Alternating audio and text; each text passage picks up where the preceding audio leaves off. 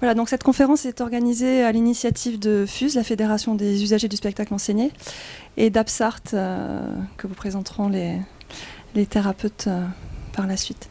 Donc FUSE, pour ceux qui ne connaissent pas ou qui connaissent moins bien, c'est une fédération qui représente les familles avec des enfants en cursus artistique, mais qui représente également les associations d'étudiants du supérieur et également des associations culturelles qui soutiennent l'accès à une pratique artistique de qualité, ouverte, diversifiée et accessible au plus grand nombre.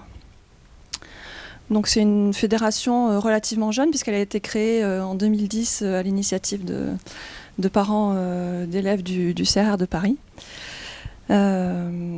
et des étudiants de l'enseignement supérieur artistique qui à l'époque n'étaient pas vraiment représentés puisque la FNAPEC représentait les parents d'élèves, mais une fois qu'on avait passé une fois qu'on passait dans le supérieur, les étudiants n'avaient pas de parole vraiment représentée. Donc aujourd'hui, FUSE est forte de plus de 10 000 adhérents, dont environ 3 000 adhérents individuels.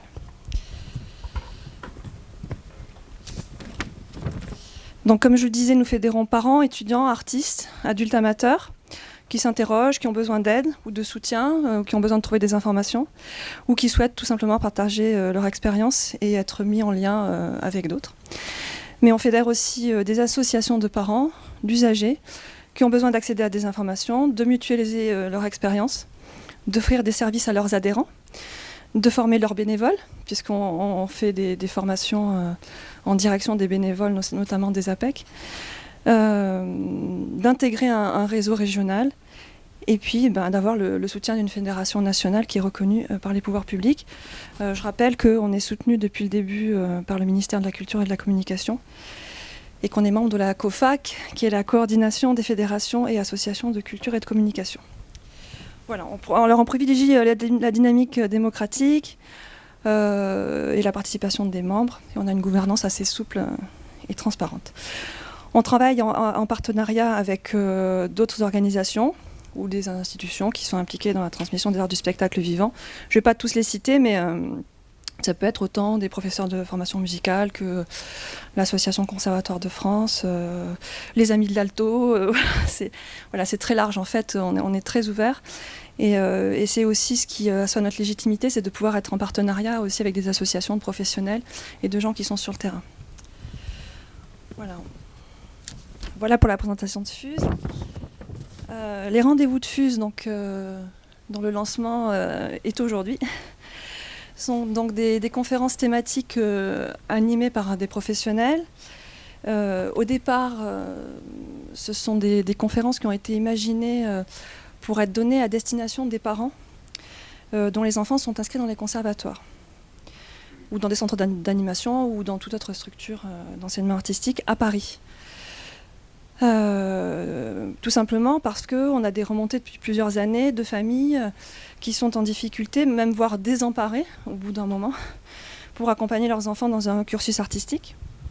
Donc l'idée, c'est de faire bénéficier au plus grand nombre des analyses et des conseils dispensés par des experts, mais sous une forme, alors un peu d'ateliers, conférences, débats qui sont déjà publicités comme celle du café pédagogique ou de l'atelier des parents pour ce qui concerne l'éducation plus classique, on va dire. Donc ces rendez-vous, donc vous l'aurez compris, s'inscrivent complètement dans une aide à la parentalité, centrée sur l'approche de l'enfant ou de l'adolescent, engagé dans un cursus artistique. On espère que ces rendez-vous permettront d'accompagner les parents tout au long du parcours artistique de leurs enfants. Ils visent évidemment particulièrement ceux qui sont les plus éloignés socialement et culturellement des conservatoires ou des autres lieux d'enseignement artistique. Ce sont des programmes qui sont construits sur une année scolaire. Et pour l'année, donc avec 5 ou 6, donc il y a une thématique, et puis 5 ou 6 rendez-vous au cours de l'année qui sont donnés généralement dans les conservatoires d'arrondissement à Paris. Cette année, donc le thème, c'est la santé des musiciens, enfin la santé des artistes, compte tenu de l'importance des questions de santé et d'inclusion dans le contexte de l'enseignement artistique. Donc évidemment, on est plus dans une logique de prévention médico-psychologique et dans une logique d'accompagnement de la santé du musicien. Alors à titre indicatif, je vous donne les thèmes des séances prévues en 2021-2022.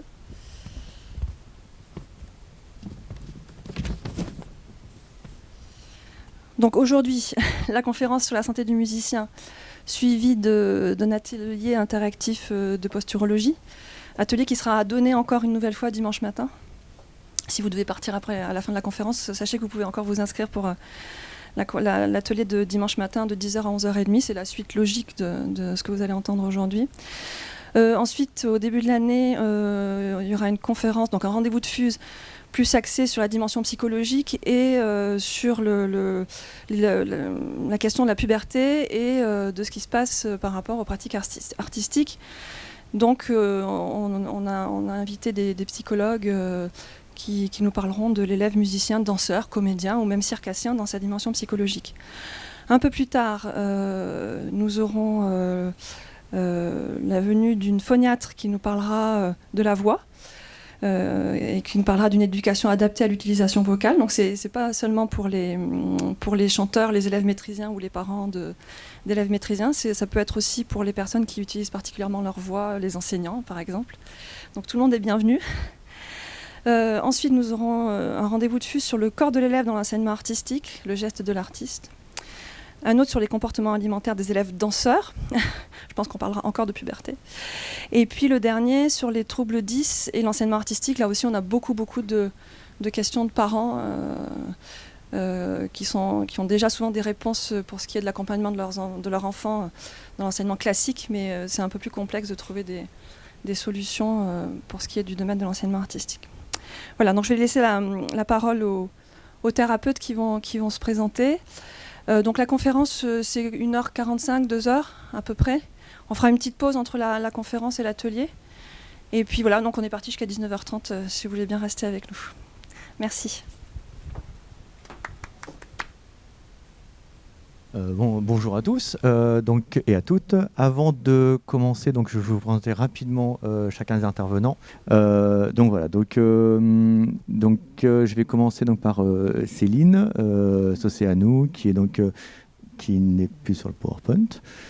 Voilà, donc médecin généraliste, diplômée médecine des arts et musicienne. Voilà. Robin Deslandes, qui est masseur kinésithérapeute. Moi-même, qui suis donc Stéphane Cognam, donc posturologue, diplômé médecine des arts et président de l'association APSART, Association Prévention Santé des Artistes. Je vous en expliquerai un petit peu plus tard. Et Ewen Davio de Ternay, donc, qui est luthier, ingénieur et musicien et danseur. Donc beaucoup de cordes à son arc ou beaucoup de touches à son accordéon, je ne sais pas, donc lequel on peut dire. Je vais te passer d'abord la parole parce qu'avant de commencer sur la médecine du musicien en tant que tel, on va d'abord commencer par l'instrument, puisqu'on a un musicien ici qui va pouvoir témoigner un peu de certaines choses avec Ewen, et qu'on doit libérer un peu plus tôt que la fin de la conférence. Donc on a un petit peu alterné la présentation, et donc je vais passer la parole à Ewen.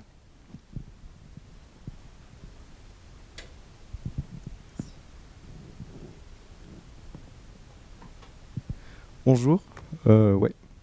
Donc moi je suis Ewen Davio, j'ai plusieurs casquettes et dans la partie plutôt lutherie qui va m'intéresser aujourd'hui, j'ai vraiment une casquette en conception d'instruments de musique adaptés, donc pour des personnes soit qui ont des handicaps physiques, soit pour des raisons d'adaptation mentale ou motrice.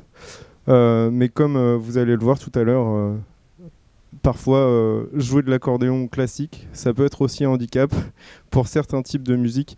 Et dans ce cas, je passerai la parole à Renato Tocco, qui est un musicien avec qui je collabore en ce moment sur la création d'un instrument de musique, voilà, un accordéon plus adapté au jazz, parce que justement les aspects de l'accordéon chromatique classique sont handicapants pour l'accès à ce type de musique. Et on verra comment depuis 1995 il a trouvé des idées et aussi voilà, des personnes qui lui ont fait un prototype qui va présenter tout à l'heure. Donc pour commencer, les prestations que je propose, ils sont de deux types. Je suis ingénieur luthier donc, et donc du coup j'ai une partie bureau d'études où je vais soit faire un sondage de besoins. Par exemple, j'ai créé en 2014 un instrument spécifique pour les personnes qui sont 10. Et avant de créer cet instrument qui n'existait pas, parce qu'on peut adapter des instruments existants à une certaine problématique, mais parfois pour les 10, il faut créer un instrument nouveau parce que ces personnes, ils ont simplement pas accès à la musique et donc ils partent de zéro, et donc autant créer un instrument qui soit pleinement adapté à leurs besoins. Et donc pour ça, il faut déjà se rendre sur le terrain, faire un sondage et donc voir quel cahier des charges pourrait aider ces personnes à pouvoir accéder plus facilement à la musique. Ensuite, après ce sondage, il y a la création d'instruments de musique. Et donc là, je suis encore dans le bureau d'études, donc phase de conception. On a fait le sondage, on a élaboré un cahier des charges. Et maintenant, on va essayer de trouver des solutions techniques, des matériaux techniques pour pouvoir essayer de répondre à ce besoin au plus juste. Et comme vous pouvez vous en douter, au cours de la création d'un instrument nouveau, il y a plein d'étapes. Et parfois, il faut faire des compromis. Donc parfois, les objectifs peuvent changer. Et donc ça, c'est mis à jour au cours du travail de conception et de création. Je réalise aussi des formations et je développe des outils pour d'autres luthiers, mais ça, on ne va pas rentrer dans les détails. Mais c'est des outils que j'utilise aussi et qui me permettent de pouvoir caractériser des instruments et de pouvoir ensuite vraiment répondre à des besoins spécifiques pour des personnes qui ont des handicaps ou pour des mélomanes qui ont besoin d'instruments nouveaux pour jouer de la musique nouvelle, quoi, et qui a été composée par exemple pour un certain type d'instrument. Et donc ensuite on passe à l'atelier avec les copeaux où là du coup il y a vraiment la fabrication d'instruments soit traditionnels. J'anime aussi des stages de lutherie où les personnes passent 10 jours d'immersion avec moi et repartent avec leur instrument. Et donc il y a vraiment une dimension aussi d'apprentissage, de gestes. Enfin voilà, c'est quelque chose qui est très intéressant. Il peut y avoir aussi des choses en IME, en institut médicalisé, où je peux travailler autour de la lutherie pour amener des jeunes à se rencontrer, à travailler ensemble quand il y a de l'autisme par exemple. Et donc voir comment au travers d'un projet de lutherie on peut faire collaborer des enfants ensemble. Donc ça, c'est les différentes prestations que moi je propose. Maintenant, je vous propose de regarder quelques réalisations. Et d'abord, je voudrais vous montrer à quel point la création d'instruments de musique est un domaine assez multidisciplinaire, puisque ça touche à la musicalité, ça touche aussi à la biomécanique et à l'ergonomie. Tout ça, c'est mes formations. Donc, le travail de la matière qui est plutôt un travail d'artisanat où on va sélectionner des matières, on va développer des techniques aussi. Il y a tout un côté ingénierie dans le travail du bois, parce que vous savez que le bois est un matériau isotrope qui ne fonctionne pas du tout, qui n'a pas les mêmes propriétés mécaniques dans toutes les directions. Et donc, du coup, il y a vraiment beaucoup de choses à apprendre sur ce matériau avant de pouvoir concevoir des instruments qui soient stables au niveau dimensionnel dans le temps et qui soient aussi agréables à l'écoute. Tout un panel de recherche scientifique parce que il n'y a pas eu grand chose de fait sur l'accordéon et donc du coup voilà, j'ai commencé avec un mémoire de master sur le sujet et donc j'ai pas pu continuer dans une formation doctorale, donc voilà, maintenant ça fait partie de mon métier et j'ai une grande importance à continuer là-dessus. L'aspect de la perception sensorielle, parce que forcément, quand on est contraint ou quand on travaille avec le handicap, il y a forcément des altérations des perceptions, que ce soit kinesthésique, auditif, voilà, et ça peut avoir un impact sur la pratique musicale et la proprioception, c'est-à-dire la manière de pouvoir avoir une image fine de comment se place son corps dans l'espace. Tu peux... Ouais. Donc la première œuvre de création que j'ai faite, c'était une bombarde basse, un instrument qui est bretonne, issu de la musique traditionnelle bretonne. Et les Bretons, ils ont des orchestres avec ces instruments-là. Et normalement, c'est des instruments qui sont tout petits et qui s'appellent bombardes. Si vous avez eu l'occasion d'entendre ce type d'instruments qui sont de la famille des hautbois, ça fait beaucoup de bruit et ça casse un peu les oreilles. Et donc là, un compositeur m'a demandé une version basse, donc de 1,30 m, qui sonnait 2 octaves et demi au-dessous, pour pouvoir faire des harmonisations, du coup, harmoniser des morceaux de musique. Et donc du coup, c'est une première œuvre de création que j'ai fait parce qu'il y avait un besoin, et ce besoin, il était en lien avec un compositeur. Ensuite, le deuxième projet sur lequel j'ai travaillé, c'est de la création d'espaces musicaux pour personnes atteintes de handicap moteur. Donc là, on avait truffé de capteurs une piste de danse, et on avait des algorithmes qui généraient de la musique en fonction des mouvements qui étaient créés par les personnes, valides ou non valides, puisque c'était mélangé.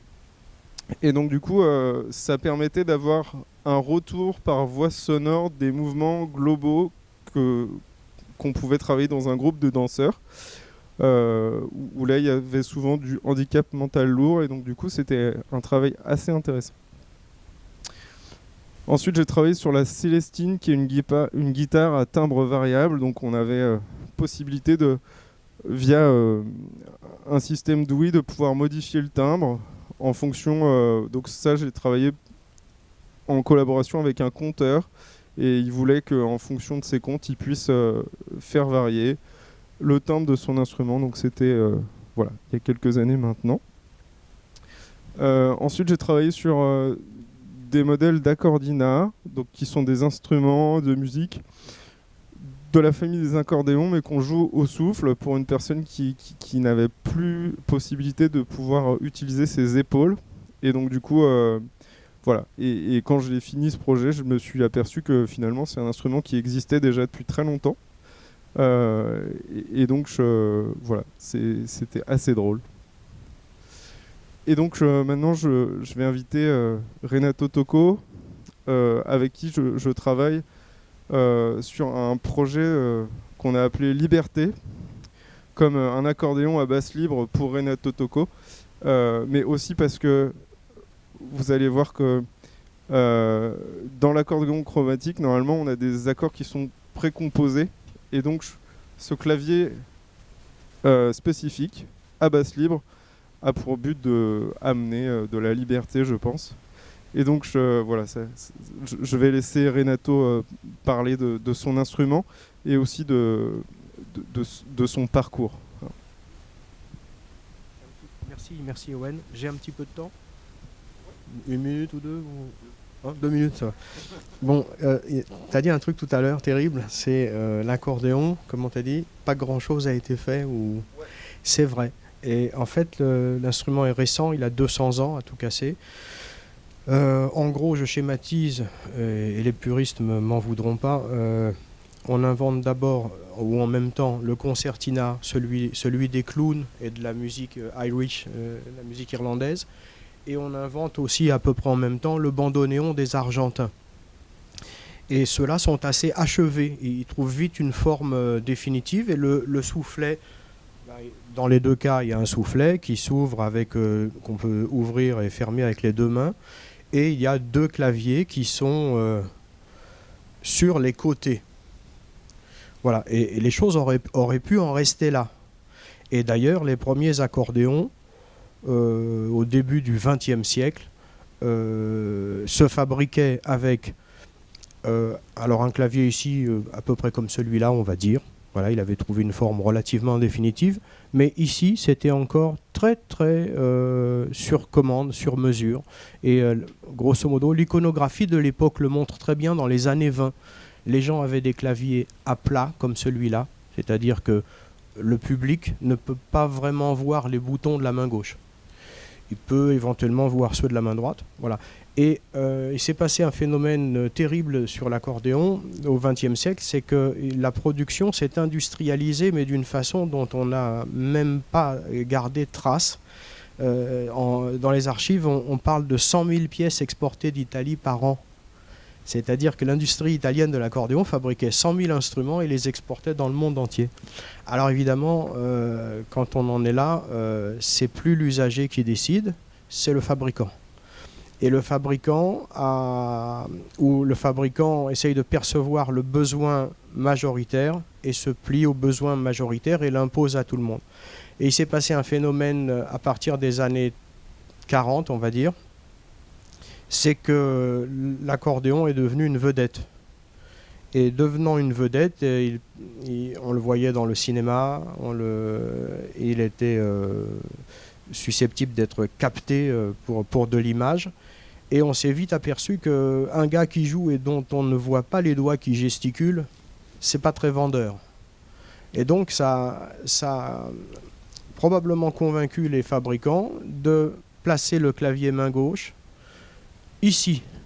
Alors je ne sais pas si vous voyez l'instrument, là il faudrait que je pose le micro pour pouvoir vous le montrer bien. On va essayer quand même. Voilà. C'est-à-dire sur un accordéon, quels que soient à peu près les modèles, les types, parce qu'il y a plusieurs types d'accordéons, mais ils ont tous ça en commun aujourd'hui, c'est que le clavier main gauche est ici. Vous voyez ? Et donc on doit jouer. Alors, le clavier main droite est libre. Ce n'est pas le musicien qui va le bouger. Lui, il est fixe. Et le musicien va actionner son soufflet, comme ça, en jouant, avec les doigts aussi. Et soit, actuellement, c'est comme ça. Alors, là, je parle sous le couvert des gens de la posture. Je vais reposer l'accordéon. Pour moi, tout à fait benoîtement, l'instrument idéal est celui qu'on joue sous la chaise, comme ça. Là, il n'y a pas trop de fatigue. Mais bon, on ne l'a pas encore défini, cet instrument. Voilà, c'est la sieste. Mais ce serait idéal. Le deuxième degré, c'est ça. Et là, c'est remarquable, c'est le bandoneon, c'est le concertina, c'est tous ces instruments des origines, en fait, avec un mouvement double du soufflet, et les les doigts qui jouent, mais par contre, esthétiquement, on ne voit pas les doigts bouger. Et la troisième étape, c'est hop, et là, c'est le piano. Donc historiquement, je fais une erreur, mais disons que voilà. Mais par contre, on gagne la lecture et on gagne je vois ce que je joue. Tandis qu'ici, je ne vois pas ce que je joue. Attention. Mais ceci dit, je vous rassure, là non plus, je ne vois pas ce que je joue. Donc entre ça et ça, c'est une somme nulle. Hein. Voilà. Donc maintenant, pour revenir à mon parcours et au travail que je vais mener et qu'on est en train de mener avec Ewen, c'est que alors, il y a un autre phénomène, dites-moi si je suis trop long, parce que c'est difficile d'être exhaustif en très peu de temps. Il y a un autre phénomène, c'est que l'accordéoniste devenant une vedette, et l'instrument devenant lui-même une vedette, il est devenu de bon ton que l'accordéoniste joua debout. Alors, si vous regardez les films des années 30, les accordéonistes jouent assis, souvent d'ailleurs dans un orchestre de bal, dans un orchestre de variété, vous avez 2 accordéonistes, c'est pas du tout un problème. Et à partir de la Libération, l'accordéoniste devient unique et il joue debout et ses musiciens sont derrière. Donc il devient une sorte de vedette, comme un concertiste, avec un petit effectif derrière lui qui est là pour le soutenir. Et lorsqu'on doit faire danser les gens, puisque c'est le bal qui va occuper beaucoup les accordéonistes, on joue très longtemps. Et donc, lorsqu'on joue très longtemps et qu'on joue debout, il y a une cote, une dimension qui prend une importance considérable, c'est la profondeur. Plus l'instrument est profond, et plus je me bousille les reins. Donc, les fabricants ont eu aussi l'exigence de réduire cette cote. Et ça rejoint ce dont je vous parlais tout à l'heure, c'est-à-dire que la main, au lieu d'être comme ça, elle s'est retrouvée d'autant plus facilement comme ça que la cote de profondeur diminuait. Voilà. Alors ça, c'est l'état de l'art. Le problème, c'est qu'à la main gauche, on n'utilise pas la main à sa pleine puissance. Premièrement parce qu'on est complètement coudé ici, donc c'est un apprentissage bien sûr, mais si on pouvait s'en dispenser, c'est mieux. Moi, j'en suis convaincu depuis des années maintenant. Et voilà. Alors, mon besoin à moi, c'est plutôt le jazz. Alors, je ne peux pas me contenter d'utiliser les différents systèmes existants. Ils sont tous limités dans la main gauche et ils interdisent un certain nombre de choses. Alors maintenant, je vais vous montrer lesquels.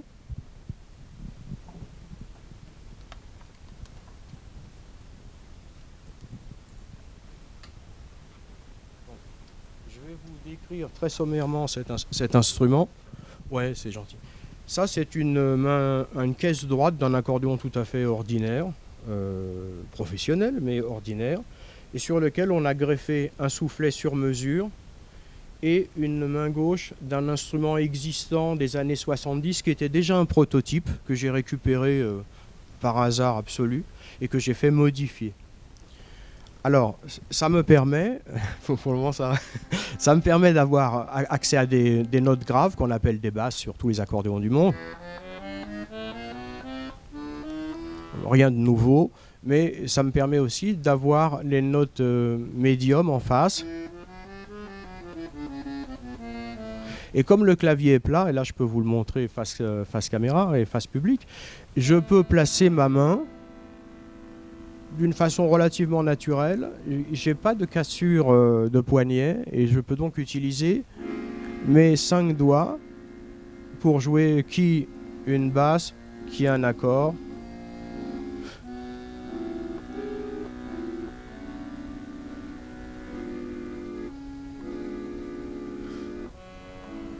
Voilà. Ensuite, il faut faire la musique avec, bien sûr. Mais disons que sur le papier, un retour j'allais dire à la platitude, c'est-à-dire au clavier plat, qui est un retour aux origines en définitive, avec bien sûr, c'est un peu plus compliqué que ça, ensuite il faut définir un plan de clavier, mais ça je dirais c'est presque à chacun de le définir ou bien d'adopter un plan qui lui convient. Mais en tout cas, l'intérêt ergonomique, il est majeur, c'est-à-dire que on peut faire des choses qu'aucun autre système ne permet. Voilà. Strictement.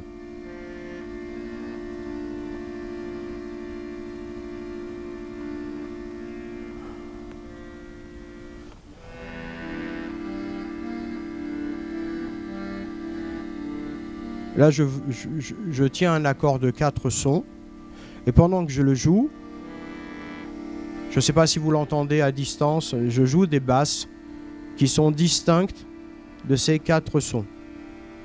Donc s'il suffisait d'un exemple pour montrer l'intérêt de ce type de clavier, voilà, il est là. Que vous dire de plus? Est-ce que j'ai oublié quelque chose, Ewen? Ah oui, bien sûr. Donc c'est une façon de signaler qu'avec un tel système, on peut jouer le pouce aussi aisément que les 4 autres doigts. Sinon, dans les systèmes traditionnels d'accordéon, le pouce est sacrifié. Il est soit pas du tout utilisé, soit très peu utilisé.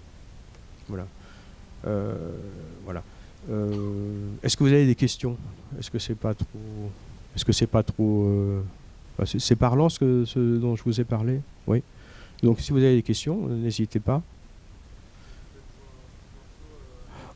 Oui, je vais vous faire un petit exemple.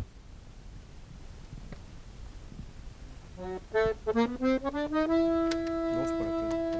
Parce que à gauche, il y aura... Ah, c'est pour le... À ce moment-là,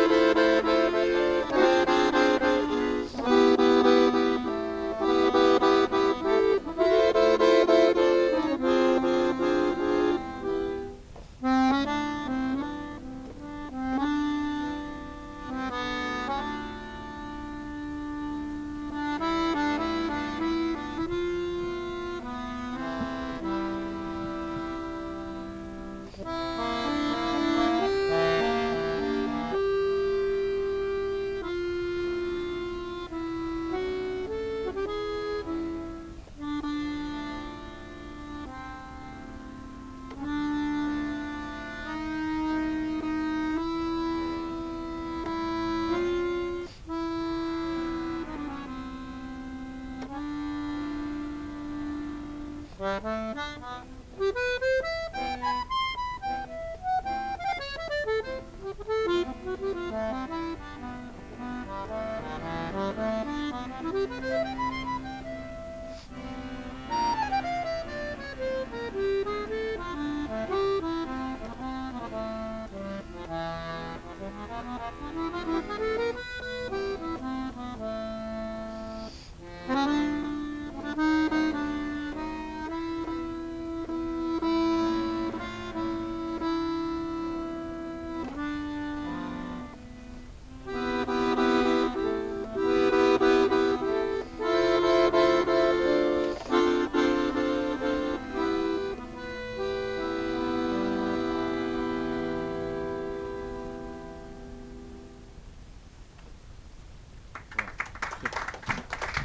un petit exemple tout à fait informel. J'ai essayé de vous montrer, à gauche bien sûr, parce qu'à droite, il n'y a rien de nouveau, les textures qu'on peut obtenir avec ce type d'instrument. Et je crois que c'est assez parlant, enfin c'est assez sonore en tout cas.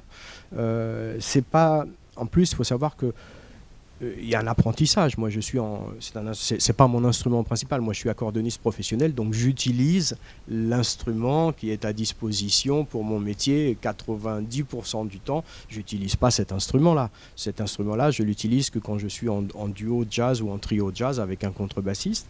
Et c'est ma danseuse, quoi, si vous voulez. C'est ma fin de carrière, voilà. Mais donc pour le quotidien, j'utilise un accordéon traditionnel. Ce soir, d'ailleurs, je vais jouer en trio musette avec un accordéon traditionnel, une chanteuse et un guitariste. Mais je ne peux pas me permettre d'accéder à ce type d'exemple. C'est strictement, c'est rigoureusement, techniquement impossible. Voilà. J'ai oublié quelque chose, Owen ? Alors le poids d'un instrument professionnel pour faire tout terrain, celui que j'utilise pour mon métier, c'est 10 kg.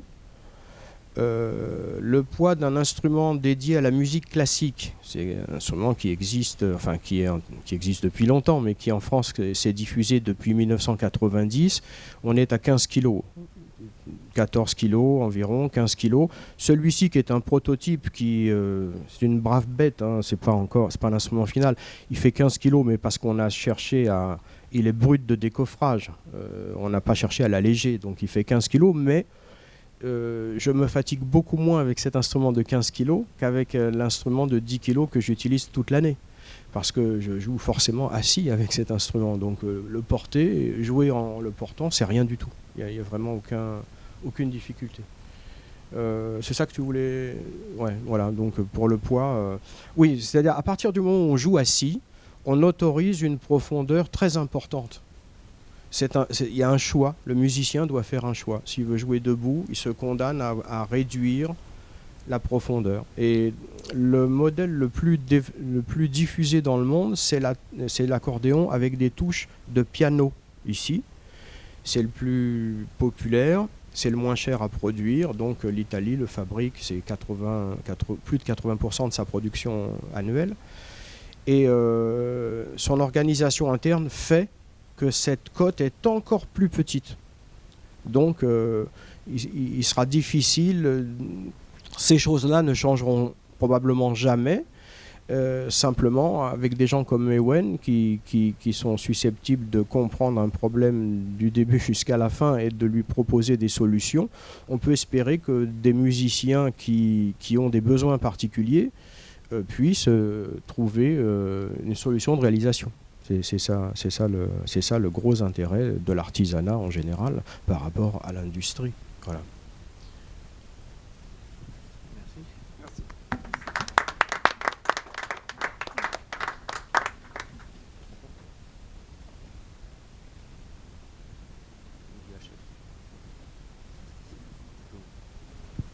Ça marche, oui, ça marche. Bon, après ce focus hyper intéressant sur l'ergonomie, la posture, on va revenir à des choses un petit peu plus générales. Donc la médecine du musicien, c'est quoi ? La médecine du musicien, c'est la pratique de la médecine, et vous verrez que c'est peut-être pas inutile de le préciser, dédiée et adaptée aux musiciens et éclairée par la connaissance des fonctionnements biomécaniques, physiologiques, intellectuels et psychologiques qui sont mis en jeu lors de la pratique musicale. C'est une notion qui est récente et qui est méconnue. C'est l'association Médecine des Arts qui a initié un petit peu cette idée et développé depuis 30-40 ans, et qui dispense une formation que nous avons faite, notamment Stéphane et moi. Et c'est très méconnu, et c'est pour ça que je précise que c'est quand même la pratique de la médecine, parce que pour avoir été confrontée moi-même à la CPAM, au Conseil de l'Ordre, ils ne comprennent pas vraiment ce que c'est. Hein, donc, je pense que c'est quelque chose de complètement parallèle. Donc c'est important de le repréciser. Y a-t-il des idées reçues dans ce domaine-là? Oui, beaucoup. Alors déjà, il y a la notion qui est ancienne, hein, qui est connue, qui est traditionnelle. J'ai peut-être pas enlevé mon masque. Ce sera peut-être mieux sans le masque. Ouais. Être musicien et être artiste d'une façon générale, c'est pas vraiment un métier, quoi. Hein. Qu'est-ce que vous faites d'autre dans la vie finalement? Et c'est pas vraiment du travail, donc on s'imagine pas les heures de travail que ça représente, l'investissement physique, mental, émotionnel. Et donc du coup, puisque c'est pas du travail, on n'imagine pas qu'il y a des difficultés, qu'il puisse y avoir aussi de la souffrance, de la concurrence. Une autre notion que la crise sanitaire nous a bien montré, c'est que est-ce que la culture est essentielle finalement? Et ça, c'est quelque chose qui a fait souffrir beaucoup d'artistes là, dans toute cette période-là. Et finalement, la question s'est posée en tout cas. Hein. Est-ce que la culture, c'est quelque chose d'essentiel? Une autre idée reçue, c'est la notion de douleur. Encore beaucoup de musiciens pensent que la douleur, en fait, c'est normal. Voire c'est nécessaire, c'est signe de progrès, d'apprentissage, et que c'est inévitable. Bien sûr, c'est une notion contre laquelle il faut absolument lutter, parce que non, c'est pas normal d'avoir mal. Et puis, une autre idée reçue qui est moins évidente, en fait, mais qui est très importante parce qu'elle est source de grande confusion pédagogique, c'est une recherche un petit peu systématique et excessive. Or, le geste instrumental nécessite un engagement corporel et donc un minimum de tonus. Et si on est trop dans la détente, ou pour les personnes qui présentent une hyperlaxité, il y a un gros risque en fait de compensation et de crispation, notamment en bout de chaîne, au niveau des mains, au niveau des doigts, s'il n'y a pas suffisamment de tonus en amont. Donc en fait, il y a un équilibre vraiment à trouver entre le tonus, la stabilité, et puis la mobilité et la souplesse. Et tout ça n'est pas contradictoire, n'est pas antinomique.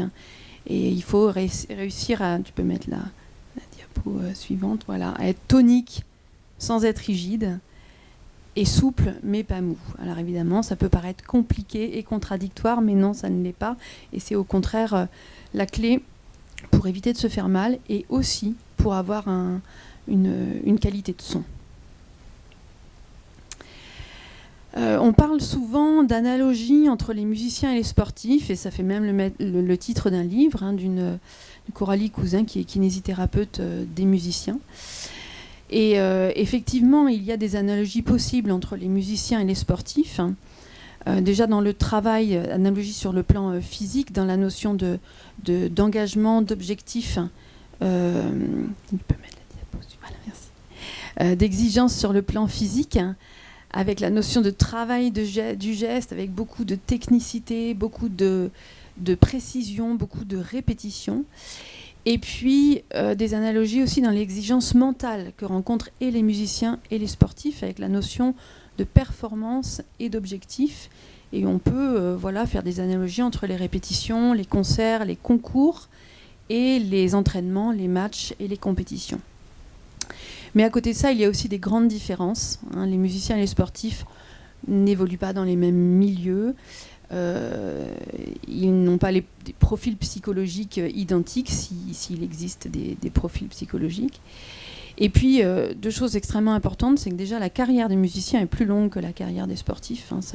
Ça va de la plus tendre enfance à bien au-delà de la retraite. Hein. L'activité musicale, la pratique musicale ne s'arrête pas avec la retraite.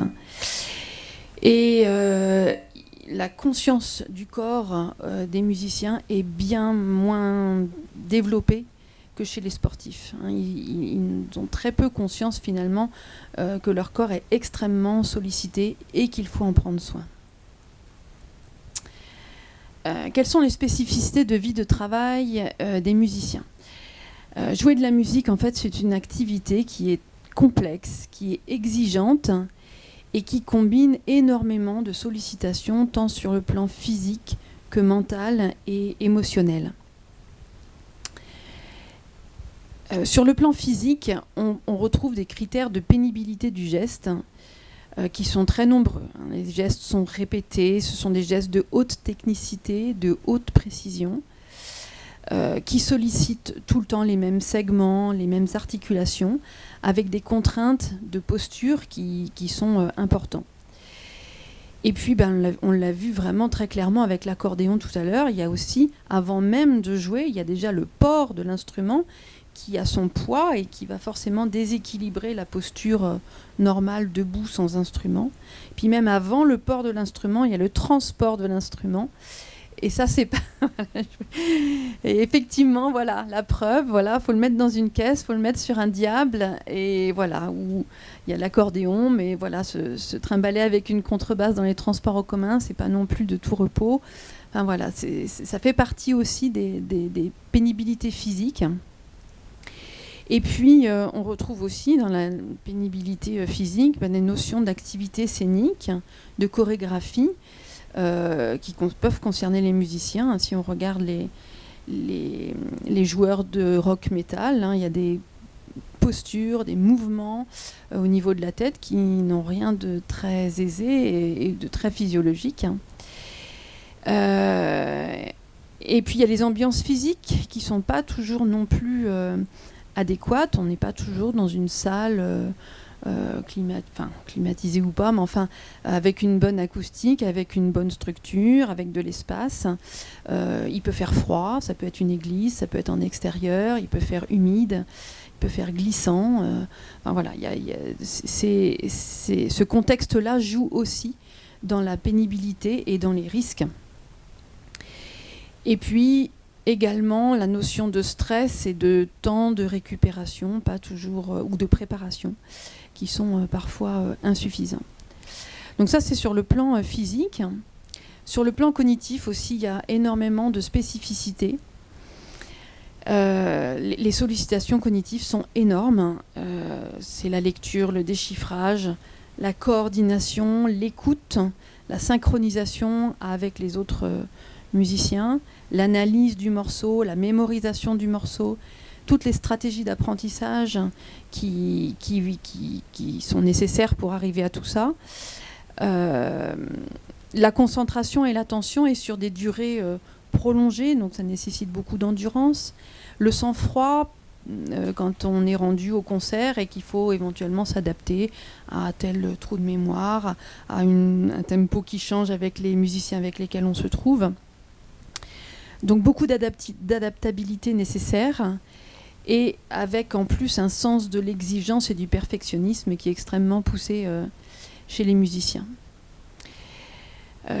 Sans rentrer dans les détails, là cette image montre toutes les zones cérébrales qui sont stimulées, mises en jeu lors de la pratique musicale, avec toutes les associations, toutes les interactions entre elles, entre toutes ces zones cérébrales.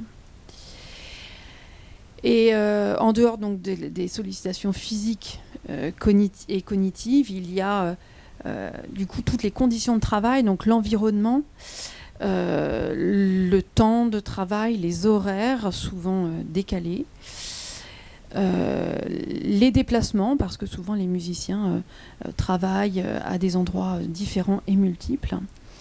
Tout ça rend la compatibilité avec une vie de famille pas toujours évidente. Et si on regarde en fait les conditions de travail des musiciens, on se rend compte qu'ils cochent beaucoup de cases correspondant aux facteurs de risque psychosociaux. Donc ce sont vraiment des éléments qui sont à prendre en compte. Et puis enfin, il y a les conditions sociales qui sont très variables, extrêmement variables, mais la notion de précarité et d'insécurité est très présente. Les musiciens ont souvent plusieurs postes, plusieurs emplois, plusieurs statuts. Ça va de l'intermittent au fonctionnaire en passant par le salarié.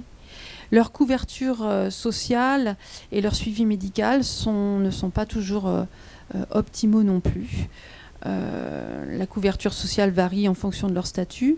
Leur suivi médical n'est pas toujours évident. Ils ne consultent pas beaucoup. Ils sont assez méfiants finalement du corps médical parce que un petit peu persuadés qu'on ne va pas les comprendre et parfois à juste titre. Il existe bien de la médecine du travail, y compris pour les intermittents. C'est le centre médical de la Bourse, le CMB, qui s'occupe de la santé au travail des intermittents. Mais pour avoir fait une petite enquête, en fait, on se rend compte que le suivi santé au travail des musiciens est assez insuffisant, on va dire. Alors, quelles sont les spécificités de santé des musiciens? Je te passe la parole, Stéphane.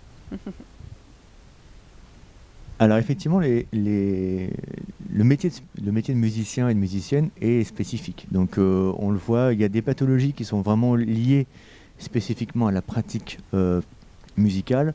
On l'a vu tout à l'heure avec les contraintes du geste notamment, donc le fait de répéter plusieurs centaines de fois le même geste, le même mouvement, forcément les pathologies qui vont être liées à cette activité du geste est liée à la pratique musicale.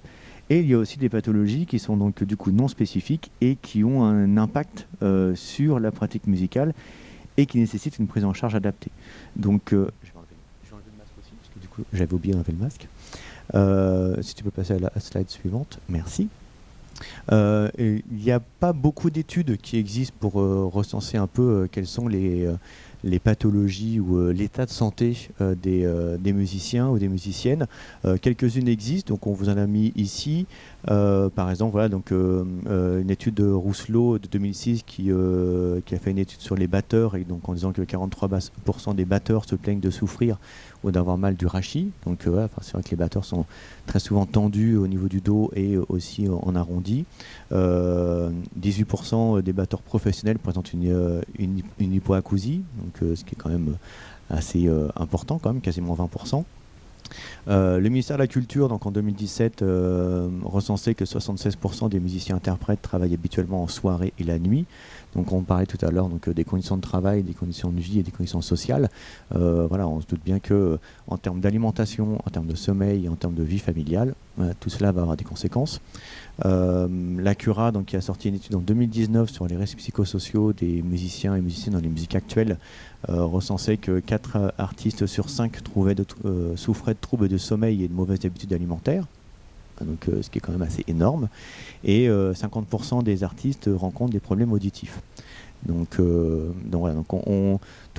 sont quelques exemples qui permettent de montrer. Donc nous, on a utilisé au sein de l'association Absart ces données pour utiliser en termes de communication des choses qui sont assez parlantes et frappantes pour que on puisse aussi parler dans la prévention de l'état de santé aujourd'hui, donc des musiciens et des musiciennes et des artistes en général, puisque l'association s'occupe pas spécialement des musiciens, mais justement de tous les artistes professionnels et amateurs. Merci. Souvent dans les pathologies, donc on parle beaucoup des TMS, donc les troubles musculo-squelettiques, qui concernent donc beaucoup les membres supérieurs, donc tout ce qui est donc les mains, les coudes, les épaules, le cou, et la sphère orofaciale, donc vraiment tout ce qui est mâchoire, bouche, lèvres, etc. Et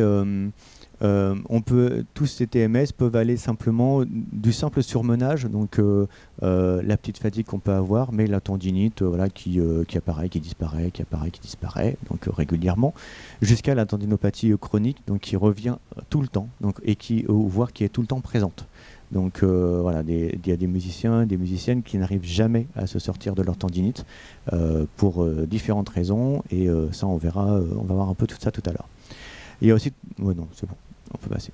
La dystonie de fonction, je te laisse peut-être la parole sur la dystonie, parce que je ne suis pas spécialiste de la dystonie, donc je te la passe. Alors, la dystonie de fonction, c'est souvent une hantise pour les musiciens, parce que ça les empêche complètement de jouer. En fait, c'est l'apparition d'un mouvement anormal, non contrôlé, non contrôlable, indolore par contre, pendant qu'ils jouent. Et par contre, ce mouvement anormal disparaît totalement s'ils ne sont pas à leur instrument. Et en fait, c'est quelque chose qui tient à la programmation cérébrale du geste.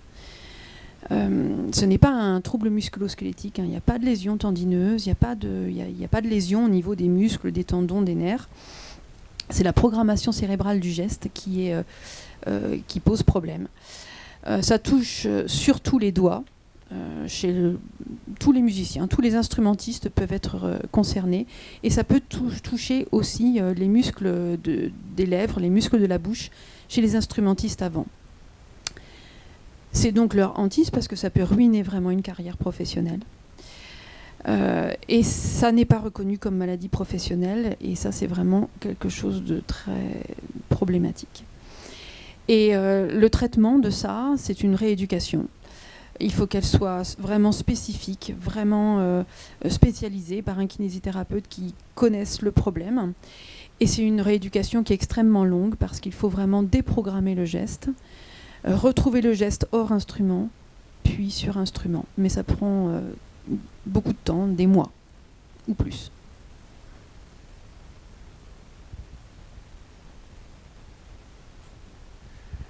Donc sur les problèmes de santé, nous avons également les problèmes sensoriels de fonction, donc tout ce qui est troubles auditifs, après ce qu'on a vu, les troubles musculo-squelettiques.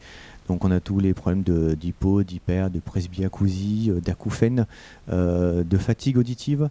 Donc tout cela est lié à l'exposition sonore, donc par rapport à l'intensité et à la durée, également aussi à la position par rapport à l'instrument. Donc voilà, on sait bien que l'atteinte, l'oreille gauche par exemple par rapport au jeu à un violon ou un alto, voilà, donc forcément la contrebasse aussi. Donc voilà, l'oreille gauche va vraiment souffrir si on n'en prend pas soin. Donc il y a vraiment une importance sur l'acoustique de l'instrument, la posture à l'instrument, et aussi la posture globale, l'environnement global sonore, puisque voilà, entre jouer dans une cave, jouer à la maison, jouer dans son garage et jouer dans une salle, un auditorium, un conservatoire, voilà, ou une salle de spectacle, le son va être différent.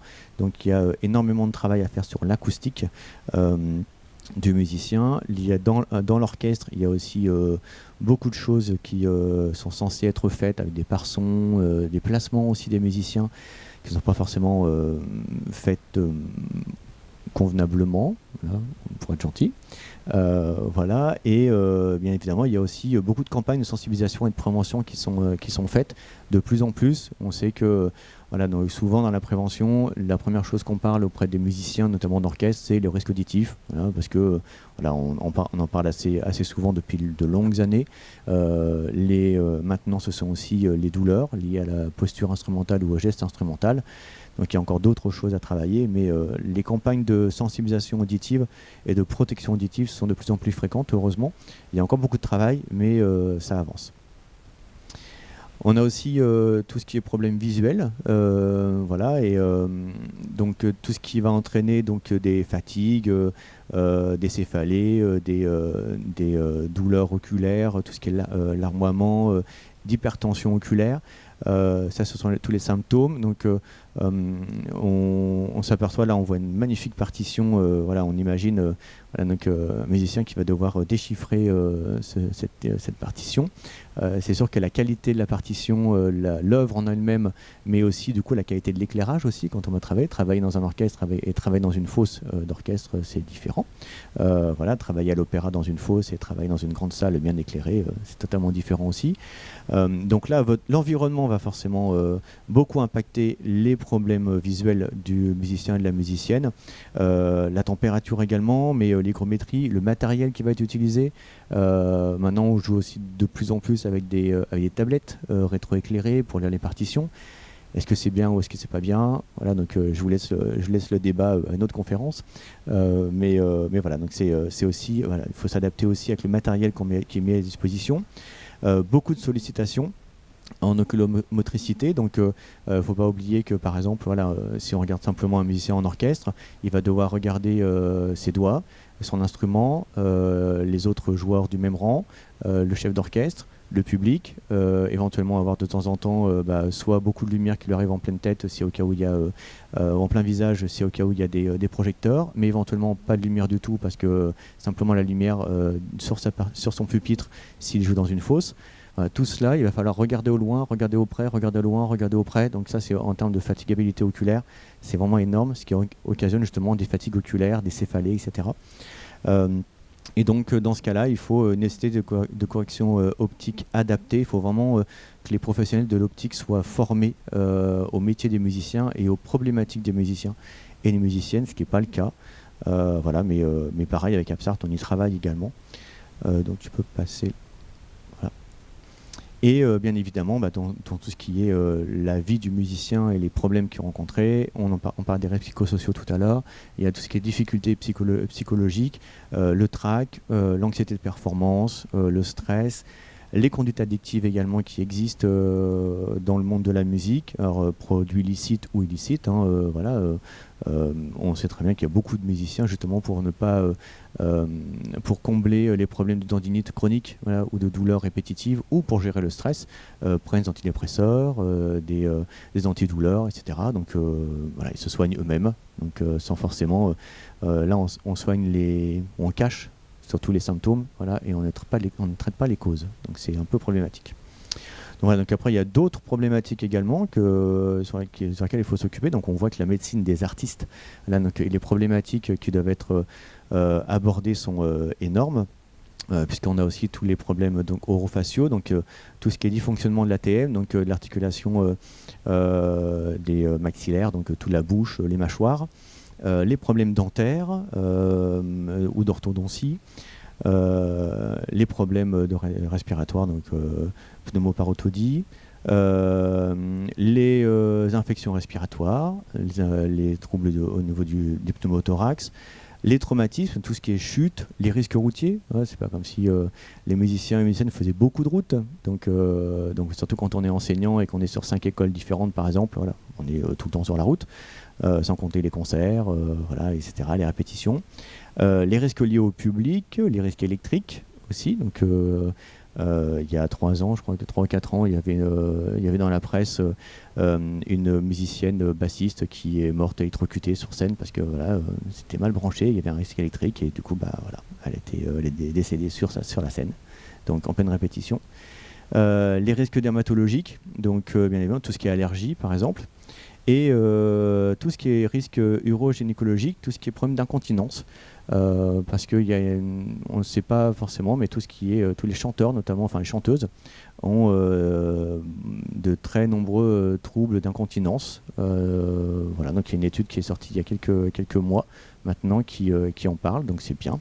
On parle enfin de ce problème également, donc il y a énormément de choses qui existent et qu'il faut s'occuper pour que vous puissiez à pratiquer votre art en toute sécurité et en étant bien dans votre corps et dans votre tête. Tout ce qui est troubles, les pathologies qui sont non spécifiques, mais c'est quand même un impact sur votre pratique musicale. On peut avoir le traumatisme ménager de la main chez un musicien. Je sais pas, je te laisse peut-être la parole sur ça, si tu veux. Plus, il y aurait multiples exemples en fait, parce que toute pathologie, même tout à fait banale, peut avoir un impact important pour un musicien et nécessiter une prise en charge adaptée en fonction de son métier.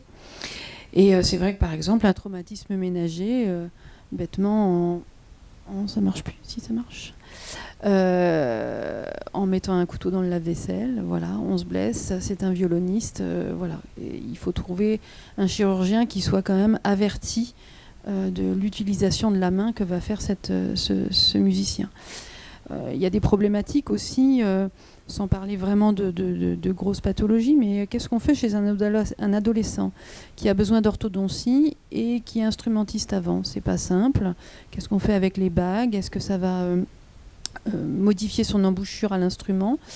Est-ce que ça va créer des lésions sur les lèvres? Est-ce que le dentiste et l'orthodontiste a une idée de ce que c'est que de souffler dans une clarinette? Voilà. Donc tout ça, c'est des choses qui sont importantes et qui disent bien que même les pathologies très banales, en fait, et pas forcément graves, mais peuvent représenter des problématiques vraiment spécifiques pour les musiciens.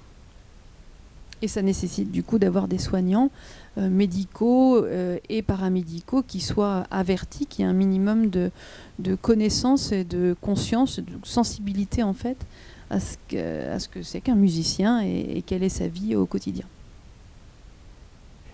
Et du coup, on se pose la question, comment prendre en charge voilà, tous ces musiciens et musiciennes et comment accompagner cette prise en charge. Donc on a parlé tout à l'heure de la formation médecine des arts qui permet aux musiciens et aussi aux thérapeutes d'être sensibilisés au corps du musicien et à leurs problématiques. Nous, en 2016, dans le nord de la France, on a créé l'association APSART, donc Association Prévention Santé des Artistes, avec plusieurs objectifs. Le premier, c'est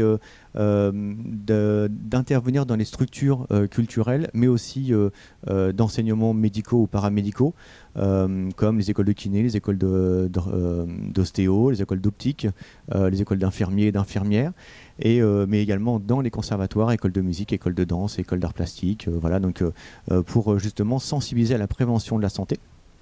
On a également édité un annuaire des thérapeutes spécialisés dans les pathologies artistiques, donc qui est disponible gratuitement sur notre site internet et qui permet justement de permettre aux musiciens ou aux artistes en général de trouver des thérapeutes qui connaissent leur métier, qui connaissent leur pathologie, qui connaissent leur psychologie et leur approche.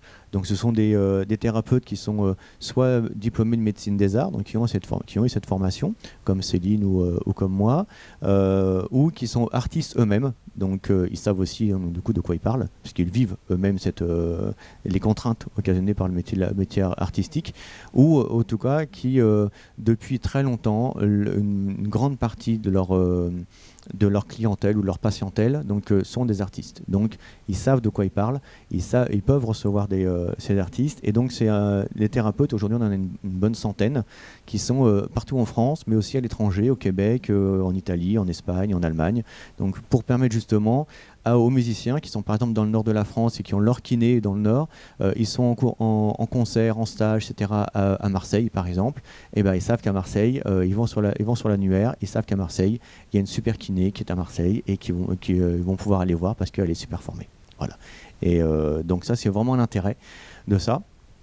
On organise aussi tous les ans une semaine de la santé des artistes, donc c'est une semaine entière où avec nos thérapeutes, thérapeutes du réseau, avec les artistes, mais aussi avec les structures avec lesquelles on travaille, on organise pendant une semaine, on est à peu près une cinquantaine d'événements toute la semaine, donc des événements gratuits pour la plupart du temps, qui permettent justement sur un moment de parler de cette thématique et cette problématique. On en parlera. Donc du coup, le but, c'est de faire fonctionner la roue.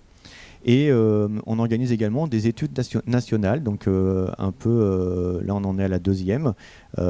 Cette année, on va sortir donc demain les résultats d'une enquête nationale qu'on a effectuée sur la grossesse et la parentalité dans les milieux artistiques. Puisque c'est un sujet qui est aussi assez tabou et très compliqué à gérer.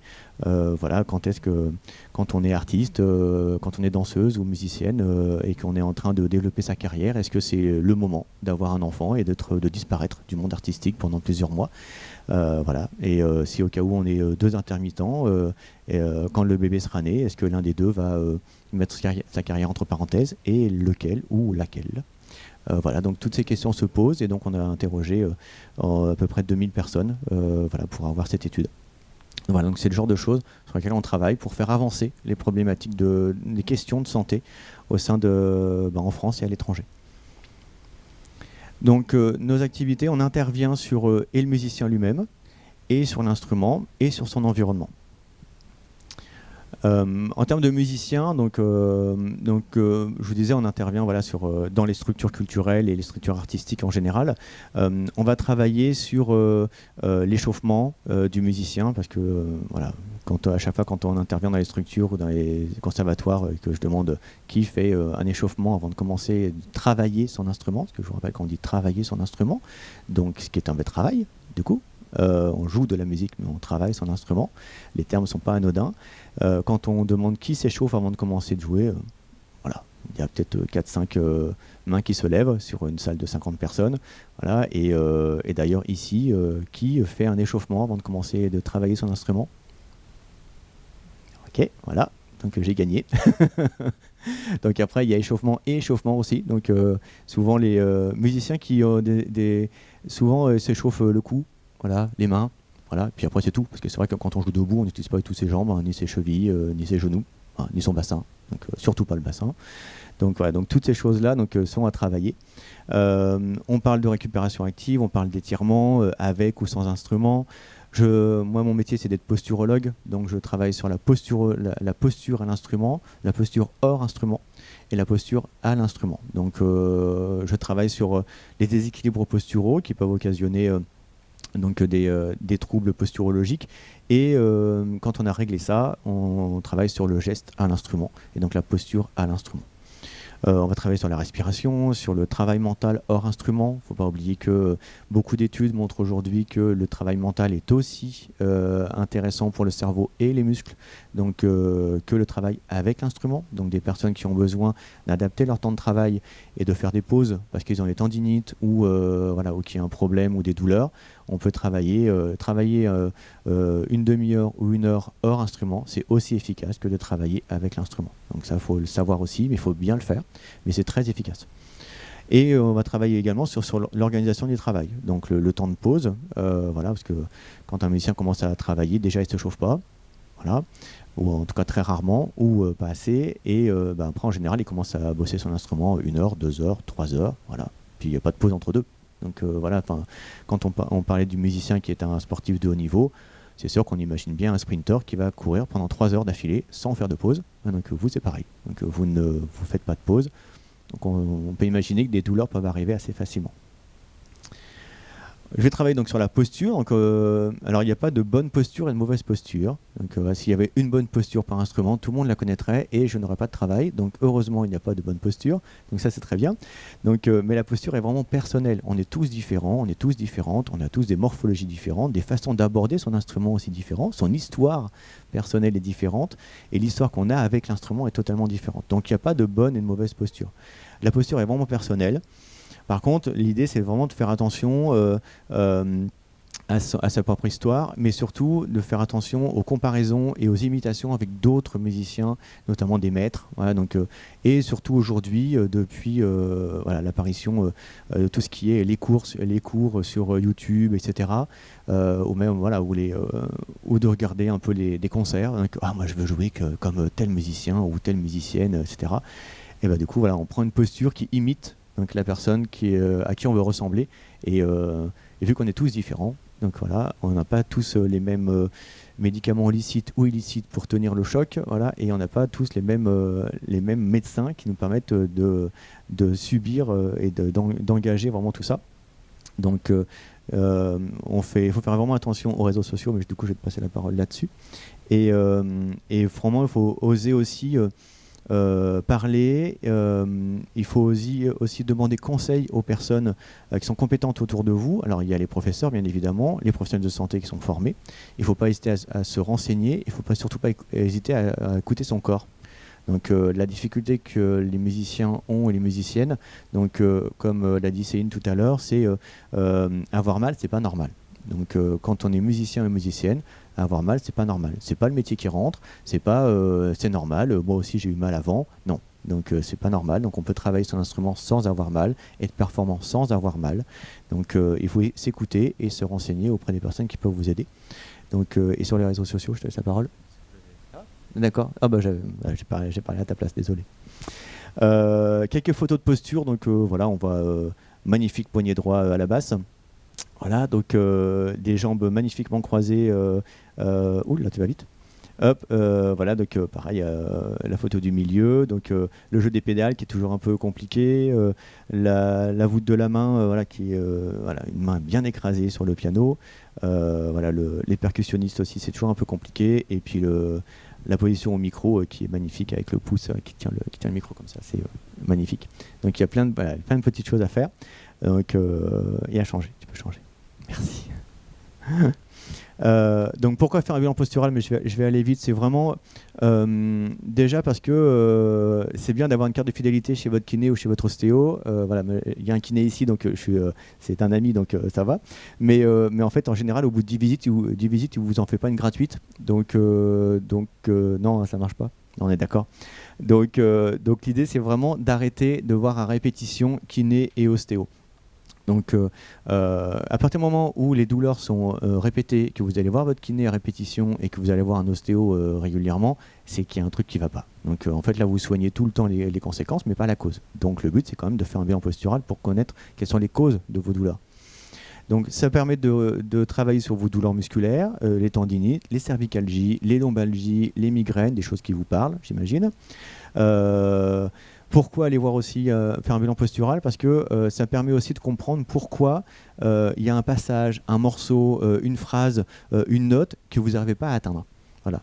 Et, ou que l'un de vos élèves n'arrive pas à atteindre. Donc c'est pas forcément un manque de travail, ça peut être un problème postural. Donc, parce que le corps il n'arrive pas à aller jusqu'à là où vous lui demandez d'aller. Donc ça permet aussi, si vous avez des migraines au réveil, une mâchoire qui est douloureuse, si vous avez des vertiges, des douleurs thoraciques, des troubles du rythme, des acouphènes aussi. Donc voilà, l'un de mes amis qui a des acouphènes, on a réduit ses acouphènes parce qu'on a travaillé sa posture. Voilà. Et en fait, il y avait un dérèglement postural, ça fait 15 ans qu'il a des acouphènes, et là on a réduit ses acouphènes quasiment de moitié. Voilà, donc simplement parce qu'on lui a mis des semelles. Donc voilà. Donc ce qui est, il avait jamais on lui avait dit, t'as peut-être un déséquilibre, donc on va peut-être faire un bilan. Voilà. La semaine dernière, il m'a appelé, il m'a dit, super, ça fait 15 ans que je me traîne mes acouphènes, et là franchement j'ai quasiment plus rien. Donc alors je dis pas que ça règle tout le temps les acouphènes, donc, mais pour lui ça a marché. Voilà. Donc c'est super, j'étais content. Et donc de rechercher tout ce qui est cause de dysfonctionnement hors instrument et avec instrument.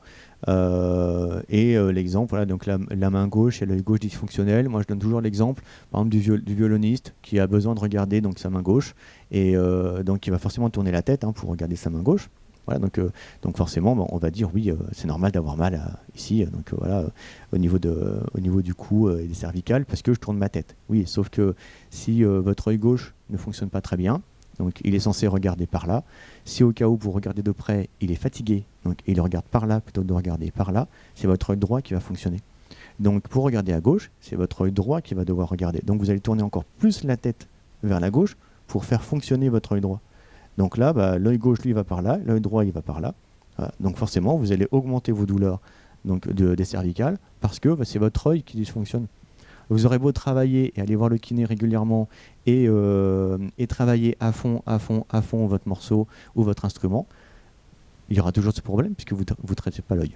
Donc le bilan postural permet de savoir qu'est-ce qui dysfonctionne. Voilà, c'est un peu l'idée. Donc pour les musiciens, on travaille aussi avec Absart, on propose aussi beaucoup de choses, c'est pas que de la posture, que de la kiné, que de l'ostéo, mais on propose aussi des sessions de relaxation, de sophrologie, de méditation de pleine conscience, de Feldenkrais, de préparation mentale, d'Alexander et d'activité physique. Et là, je passe la parole à Robin. C'est bon, on m'entend ? Je vais intervenir rapidement pour vanter un peu les mérites de l'activité physique en général. Je ne vais pas vous faire peur, je ne vais pas vous parler d'haltérophilie, de rugby, de handball, tous ces sports qui pourraient vous faire peur, mais simplement vanter l'activité physique, c'est avoir une meilleure condition physique dans l'ensemble, mieux récupérer. Ok, je pense que vous avez tous eu des courbatures par exemple après des grosses sessions de répétition. L'intérêt c'est vraiment de trouver votre activité. Ok, on est tous différents, on l'a déjà beaucoup dit pendant le début de cette conférence. Donc on a chacun une activité qui va nous être propre, nous être vraiment utile. Donc trouver votre activité, c'est quoi ? Ça peut être, je vais donner des exemples un petit peu plus sympas pour vos oreilles, mais Le pilate, par exemple, le yoga, la natation. Bon, ça, on en a parlé un petit peu. Pour les guitaristes, ils n'aiment pas trop avec les ongles, par exemple. Le but, c'est vraiment de demander des conseils à des professionnels de santé formés et vraiment se bouger. Ça peut être de la marche également, ça peut être de la course, ça peut être du vélo. Vraiment, toutes les activités sont bonnes à partir du moment où vous prenez en compte et où nous, on va prendre en compte quand on va vous conseiller votre instrument. Donc le conseil, c'est ce qu'on disait tout à l'heure, n'écoutez pas forcément l'ami d'un ami qui vous dit qu'il a fait ça et que pour lui, ça va bien.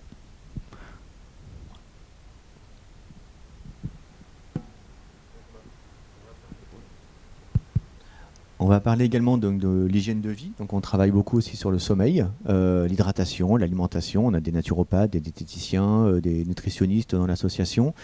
Et on va parler aussi des gestes de la vie quotidienne, parce que voilà, on parlait aussi des pathologies qui sont hors pratique instrumentale, mais qui ont des conséquences sur votre vie artistique.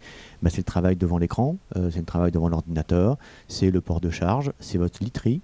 Donc voilà, les oreillers, les matelas, le lit, les gestes liés à votre profession chez les musiciens amateurs, parce que voilà, quand on est musicien amateur, on a un autre travail à côté. Donc ce qui veut dire qu'on a et la vie professionnelle plus la vie artistique. Donc l'une ne va pas sans l'autre, et donc les pathologies et les gestes dans l'une vont avoir forcément des conséquences dans l'autre. Et les préventions des accidents domestiques, donc on a parlé un peu tout à l'heure sur les accidents ménagers. Là, c'est un petit exemple de ce qu'on vient de faire avec des élèves infirmiers et infirmières en deuxième année d'école d'infirmiers à Lille. Voilà, on a travaillé avec l'Orchestre national de Lille sur un menu, des idées de menu, des idées de repas et de nutrition pour les musiciens de l'Orchestre national de Lille. Donc voilà, on voulait quelque chose d'un peu ludique et on a travaillé avec eux pendant 3 mois sur quoi faire donc en termes d'alimentation et notamment également sur le sommeil. Donc on leur a sorti une petite partition et un petit menu du sommeil voilà, pour travailler avec eux, pour que ce soit quelque chose de ludique, qui puisse également être affiché dans les loges, dans les couloirs, etc., pour qu'ils puissent justement avoir ça tout le temps devant les yeux. Et donc voilà, ça deviendrait naturel de prendre soin de soi. On va travailler également sur l'instrument, donc grâce à des personnes comme Ewen aussi, donc qui adaptent les instruments. Il y a aussi énormément d'accessoires ergonomiques, vous en connaissez déjà quelques-uns, hein, donc tout ce qui est mentonnière, les coussins d'épaule, les harnais, des supports d'instruments, des supports de pouce. Donc il y a beaucoup de choses qui existent. Il y a beaucoup de choses qui existent et qui ne sont pas très connues. Donc nous, on essaye aussi de les référencer au fur et à mesure pour proposer aussi des choses qui sont un peu novatrices, donc qui sont testées des fois au Québec, aux États-Unis, des fois en Espagne. Donc on essaie de proposer un peu d'autres choses. Et on essaie également d'adapter et de modifier. Donc voilà, travailler avec des luthiers ou des facteurs d'instruments comme Ewen. Et aussi, on travaille aussi, c'est bien d'avoir des supports d'instruments voilà, ou des accessoires ergonomiques, mais encore faudra-t-il savoir bien les utiliser. Donc c'est pour ça que je montrais la photo du harnais donc pour la saxophoniste, l'élève saxophoniste qui est là, parce que voilà, quand on voit certains harnais, comment ils sont attachés, c'est beaucoup plus contraignant et beaucoup plus douloureux qu'autre chose. Donc il faut aussi apprendre à bien l'utiliser. Et puis donc là pareil, en termes d'aménagement ergonomique, il y a le choix du siège, donc voilà, le choix du pupitre, le choix de la partition, le choix de l'environnement, de faire attention à son environnement de travail, on en a parlé tout à l'heure, et l'environnement sonore. Voilà, donc tout ça c'est le travail d'Apsart, donc il y a beaucoup de travail, donc ce qui est bien. Donc on adapte aussi les projets en fonction de vos besoins, des besoins du musicien et des besoins de la structure. Donc on n'a pas d'action ou d'activité clé en main. On construit vraiment ça en fonction de vos besoins et en fonction des besoins des musiciens, des musiciennes ou des artistes en général avec qui on construit le projet. Voilà. Merci.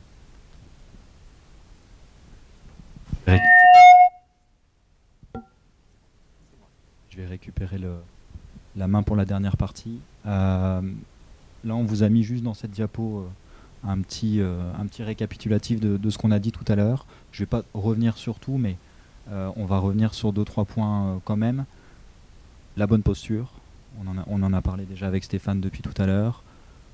Voilà, cette première partie est déjà très importante. L'activité physique et la dernière partie, celle qu'on va adapter, expliquer maintenant, la connaissance du corps humain. Ça va pas être trop poussé, il ne faut pas partir maintenant, on va parler de muscles, on va parler de structures osseuses, mais simplement pour que vous ayez en tête, quand on vous conseille une bonne posture, pourquoi. Voilà, anatomiquement, on a des données, on a ce qu'il faut sous la main depuis des centaines d'années en tant qu'anatomiste, on a tout ça, et maintenant le but c'est de le mettre dans votre pratique instrumentale. Okay. Voilà, là on revient juste sur ce qu'on a vu déjà depuis le début, l'environnement, l'instrument, et là nous on va vraiment parler du musicien en lui-même, anatomiquement parlant. Le geste musical, ça vous dit tous quelque chose. Est-ce que vous avez en tête, quand on vous dit geste musical, vous pensez à quelle partie du corps? Voilà, très bien. On pense tous à la main. Je pense qu'on pense tous, je pense pas me tromper, mais même en tant que professionnel de santé, on pense tous à la main. On va y venir, tu peux passer la diapo suivante. Voilà, les bras, la main, ok. Voilà, donc là, parfait. Je vais vous donner le micro. Parce que c'est ce qu'on va voir, c'est excellent, c'est très bien. On va revenir un petit peu plus haut. La main, c'est la finalité. Ok. La main, les doigts, c'est ce qui va vous poser les mains sur les notes, sur les touches. Ok, ça, on y reviendra. Donc la main, elle est vraiment composée de différentes parties. Il y a 3 parties majoritairement. Les métacarpes, les phalanges et le carpe. Ça nous donne la mobilité finale. Un peu de stabilité également, on y viendra aussi tout à l'heure. Ce qu'il faut vraiment avoir en tête, c'est que c'est la fin. On finit par ça. L'ancrage, on en a parlé un peu tout à l'heure aussi avec Stéphane, il va venir des pieds, il va venir des cuisses. Ça dépend si on joue en position debout ou en position assise. Mais voilà, c'est la finalité. On y est ici, donc très très bien par rapport à l'épaule.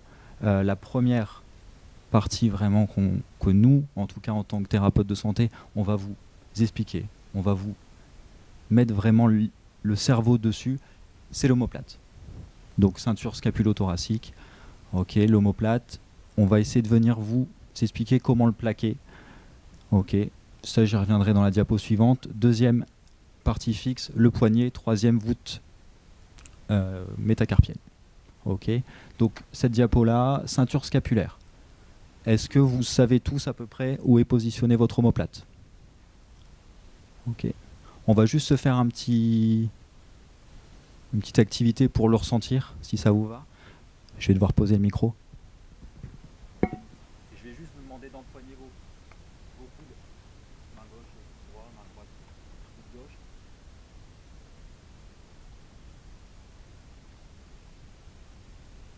Est-ce que vous ressentez le mouvement au niveau de vos omoplates ou pas du tout? Vous ressentez? Donc quand vous les amenez en arrière, vous sentez que vos omoplates se décollent. Normalement, tout va bien. Quand vous partez en avant, les omoplates se plaquent. Retenez ça. Les omoplates qui se plaquent en avant, on met en jeu ce qu'on appelle le grand dentelé. J'espère que vous avez tous entendu parler de ça. C'est le muscle, en tout cas un des muscles les plus importants pour la pratique instrumentale. C'est un muscle indispensable pour tout ce qui est activité à main levée. Ok. Un prof qui écrit sur un tableau blanc, il a besoin de son grand dentelé. De façon un peu moins précise que vous dans la pratique instrumentale, ça je vous l'accorde. Un dessinateur, un architecte qui bosse sur sa table, il a besoin de ce grand dentelé qui va venir plaquer l'omoplate et qui va permettre à tout le membre supérieur derrière de gagner en précision. Donc là, maintenant qu'on a bien senti le grand dentelé, on va redescendre un petit peu au niveau anatomique. On a l'omoplate, derrière on a l'articulation de l'épaule. Quand l'omoplate est bien plaquée, l'articulation, ce qu'on appelle gléno-humérale, entre l'omoplate justement et l'humérus, va pouvoir faire ce pourquoi elle est anatomiquement faite, c'est-à-dire le mouvement. Okay, on a un énorme mouvement, on a une énorme amplitude au niveau de votre épaule, si vous n'avez pas de pathologie, c'est pas à souhaiter. Donc on a vraiment énormément de mouvement, c'est le risque aussi hein, sur cette articulation. Pourquoi? Parce que c'est un gros risque après derrière de tendinopathie. Quelqu'un a déjà eu des douleurs sur l'avant de l'épaule? Bon, ça va. Je vous laisse réfléchir, non? Ça va. Voilà, plus l'omoplate est plaquée, plus cette épaule, donc cette partie vraiment de l'humérus, va être mobile et moins elle va servir à soit porter votre instrument, soit à porter déjà votre bras. Un bras c'est lourd. Donc voilà, le gros risque, c'est la risque de tendinopathie, ce qu'on appelle la tendinopathie du long biceps, la douleur à l'avant de l'épaule. Voilà, c'est ce type de pathologie que je soigne tous les jours au cabinet. Okay, que ce soit pour des musiciens, pour d'autres professions également, mais beaucoup pour des musiciens. Okay, un corniste par exemple, en ce moment je soigne un corniste. On est parti sur quelques mois de rééducation, malheureusement, il est venu un petit peu tard. La tendinopathie, ça prend à peu près 3 mois pour se soigner, on en a parlé. À peu près 3 mois. Donc c'est très très long, on peut continuer à bosser des fois avec. Ça dépend toujours malheureusement de la pathologie. Voilà, on va redescendre un petit peu plus bas maintenant. Le coude, je vais y passer peu de temps. Pourquoi ? Parce que c'est une articulation qui est plus simple au niveau anatomique. Ça nous permet vraiment d'aller allonger ou raccourcir le membre supérieur. J'y passe un petit peu de temps simplement pour vous parler de ce qu'on appelle des épicondylites. Ça vous parle peut-être, les douleurs sur les côtés des coudes, que ce soit à l'intérieur ou à l'extérieur. Beaucoup de musiciens, dans leur pratique, même très jeunes, compliqué. Même très jeunes vont avoir des douleurs localisées, soit à l'extérieur du coude, soit à l'intérieur du coude. On y reviendra, c'est logique, c'est normal par rapport à l'anatomie de la main. Okay.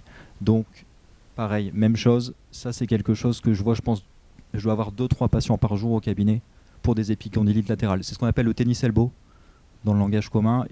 Il y a moins de tennisman que de musiciens dans mon cabinet, ou dans les cabinets en général de kiné. Okay. Donc on enchaîne, poignet. Donc après l'omoplate, c'est le deuxième point stable, le point fixe du membre supérieur. Pourquoi on parle de ça ? Si le poignet, vous le voyez avec les petits dessins sur la droite, si le poignet est complètement relâché, de toute façon, on n'aura aucune précision dans les doigts. Ok, je vais revenir sur ce que nous a dit Renato en tout début de conférence, ce qu'on appelle l'effet ténodèse. Est-ce que ça parle à quelqu'un, ça, ou pas du tout ? Ok, pour le visualiser, c'est plus simple. Vous allez juste bouger votre poignet en flexion, puis en extension. Regardez vos doigts. Est-ce que vous voyez quelque chose sur vos doigts quand vous faites bouger que le poignet ? Est-ce que quelqu'un découvre quelque chose ?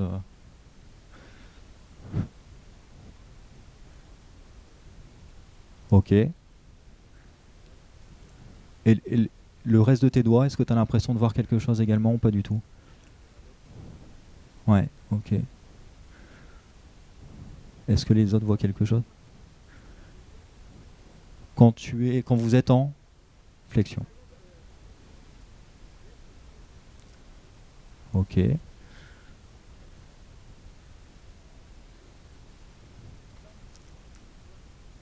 Ok, ouais.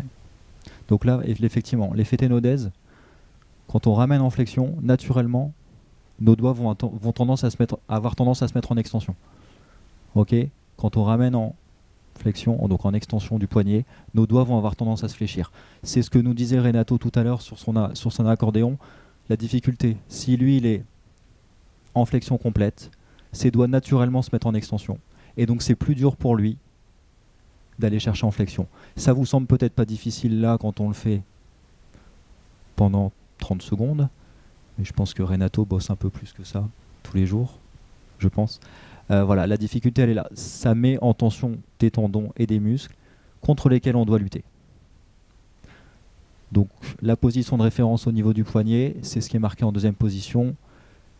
15 degrés de flexion dorsale.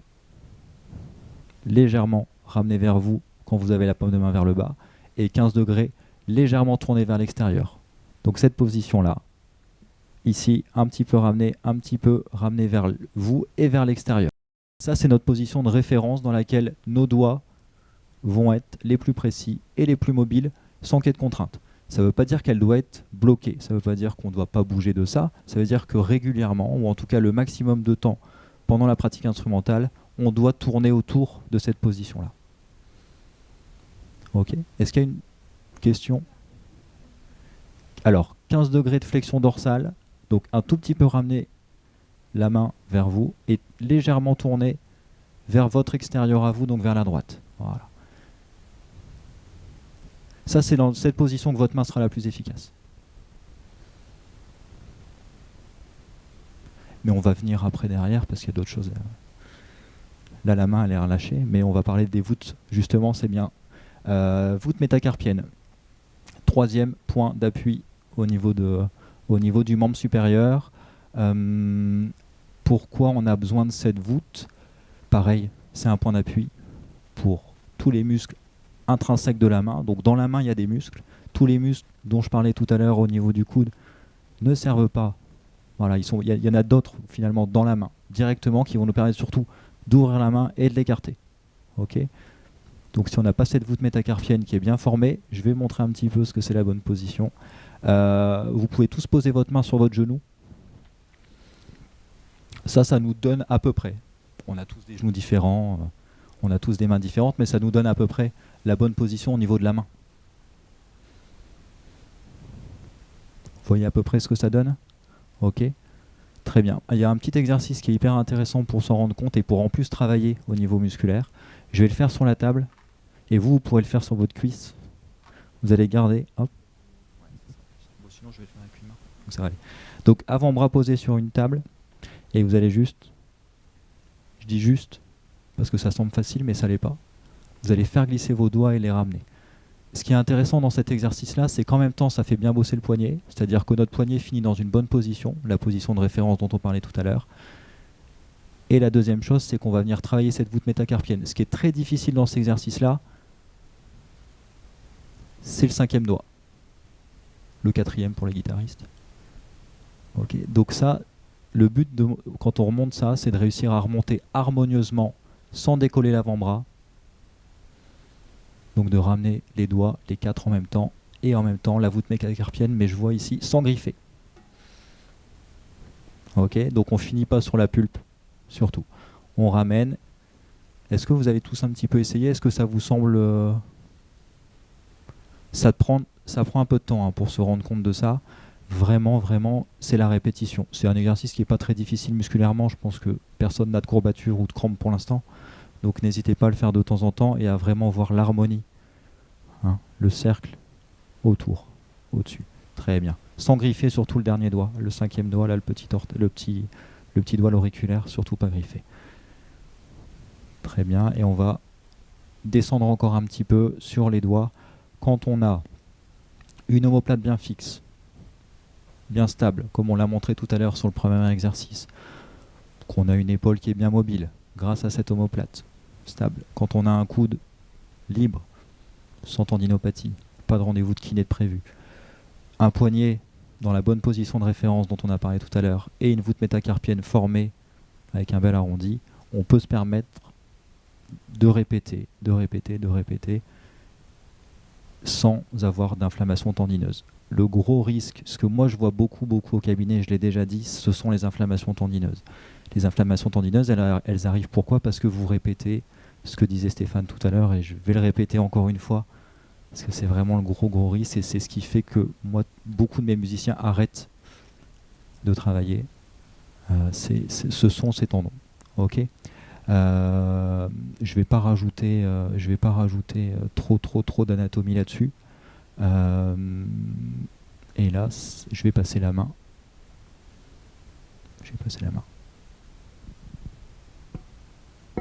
Du coup, juste pour conclure, en fait, tout ce qu'on a dit depuis le début de la conférence, c'est qu'en fait, la prise en charge de la santé des musiciens nécessite d'être éclairée par la connaissance de leur spécificité de vie et leur spécificité de travail.